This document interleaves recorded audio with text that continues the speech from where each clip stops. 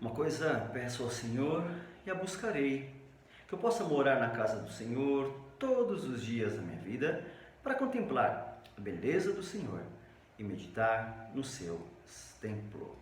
Meditar no seu templo. Por mais conhecido que Deus era para Davi, ele tinha um intuito em seu coração de templo, de organizar, de ter ali um lugar em que ele pudesse adorar ao Deus verdadeiro.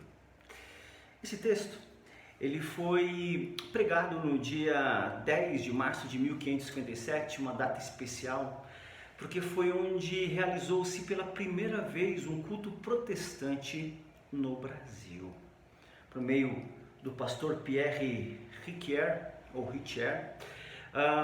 atendendo a um pedido de Villegnon.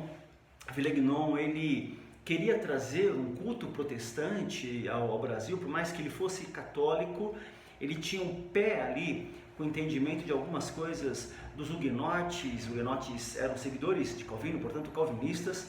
Então eles foram trazidos ao Brasil. Pierre Richer, pastor, juntamente com alguns de seus amigos, pessoas que o acompanhavam, pessoas que também tinham esse mesmo pensamento huguenote.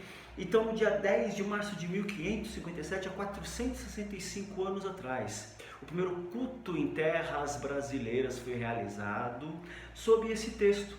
O intuito, portanto, de Pierre Richer, juntamente com aqueles que compartilharam no mesmo momento desse primeiro culto no Brasil, foi que no Brasil a casa de Deus pudesse ser vista, ou que o Brasil fosse a casa de Deus, que Guanabara, que o Rio de Janeiro pudesse ser de fato o templo ou o lugar de adoração.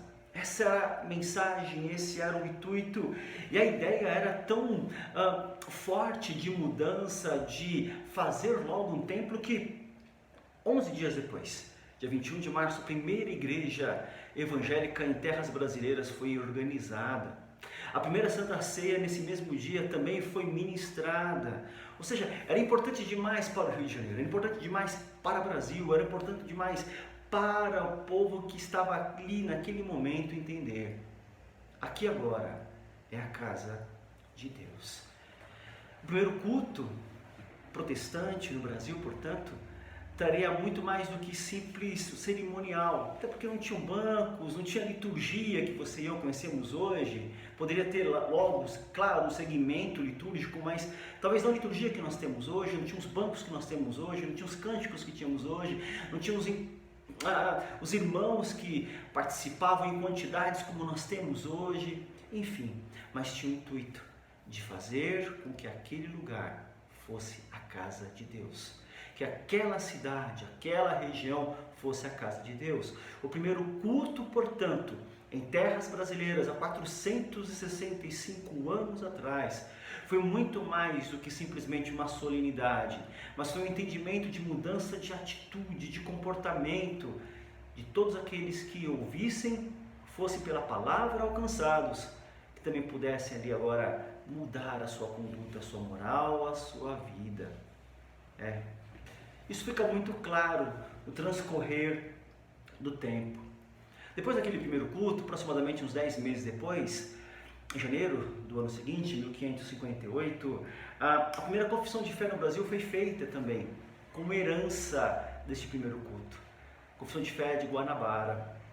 Não existe uma data específica, uma data certa, aceita, mas existem ali possibilidades de data, talvez ali dia 17 de janeiro daquele ano, a data mais aceita, mas naquele janeiro de 1558, 10 meses depois do primeiro culto em terras brasileiras, é confeccionado um livreto de confissão de fé, de doutrinas que eram acreditadas e de conduta de vida.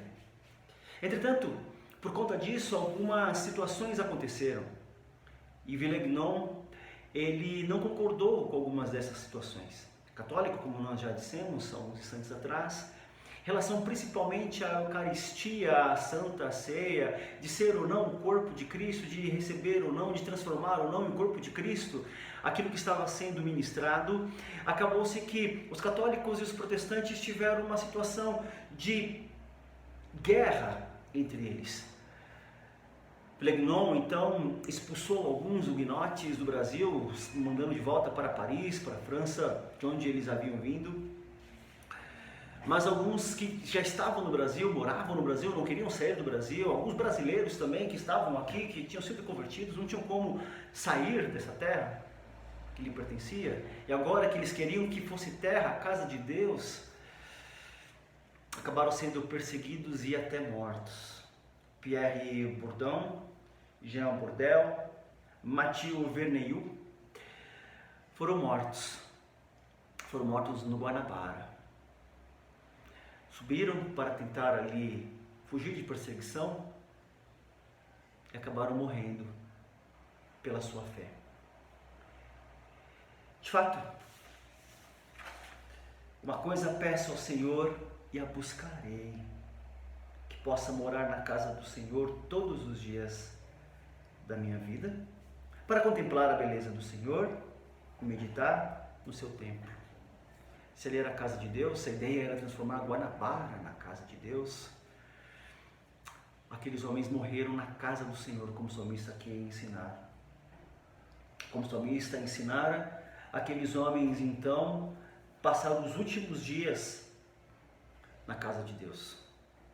Todos os dias desde a sua conversão, principalmente naqueles últimos instantes. Morreram servindo a Deus. Morreram contemplando a beleza do Guanabara, Pão de Açúcar, as alturas, as montanhas, o mar, aquela visão linda. Mas a maior contemplação que eles tiveram foi agora pertencer ao templo, ao tabernáculo celestial, à casa celestial de Deus. Morreram sem contudo negar a sua fé.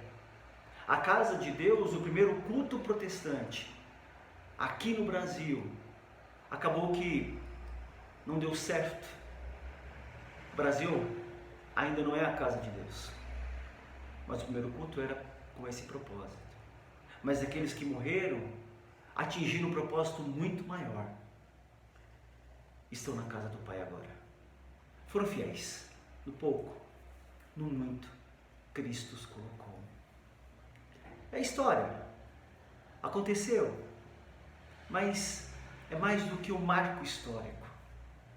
É uma vida de consagração, de empenho, de determinação, de vontade, de intuito, de servir a Deus acima de todas as coisas, de fazer a casa de Deus aqui, no lugar onde você mora, no Brasil.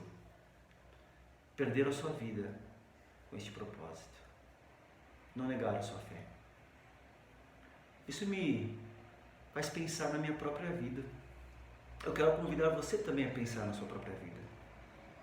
O primeiro culto no Brasil não foi apenas um culto, mas foi um marco de entendimento, não apenas histórico, mas de que se Deus habitar nesse local, neste país, nesta nação, se essa nação for a casa de Deus, feliz a nação cujo Deus é o Senhor, de fato, a beleza do Senhor será contemplada.